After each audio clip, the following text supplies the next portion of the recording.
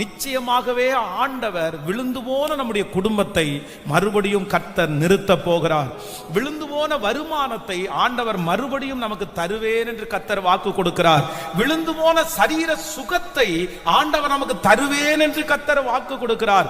யாரெல்லாம் தங்களுடைய வாழ்க்கையிலே திரும்பி இனி நான் அந்த மாதிரி ஒரு சந்தோஷத்தை நாம் பார்ப்பேனா, மறுபடியும் என் வாழ்க்கை இப்படி கட்டப்படுமா, மறுபடியும் அந்த காரியத்தை என் குடும்பமா செய்ய முடியுமா, நீங்கள் எந்த காரியத்தை குறித்து கலங்கி போயிருக்கிறீர்களோ, இது மனுஷனுடைய வார்த்தை அல்ல, இது கர்த்தருடைய வார்த்தை சொல்லுது.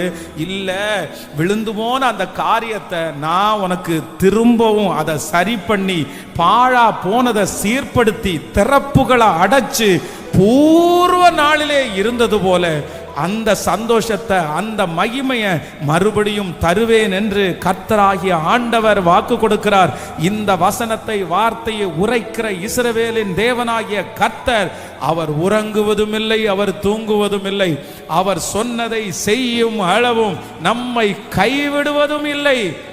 அவர் நிச்சயமாய் திரும்ப எடுப்பித்து கட்ட போகிறார்.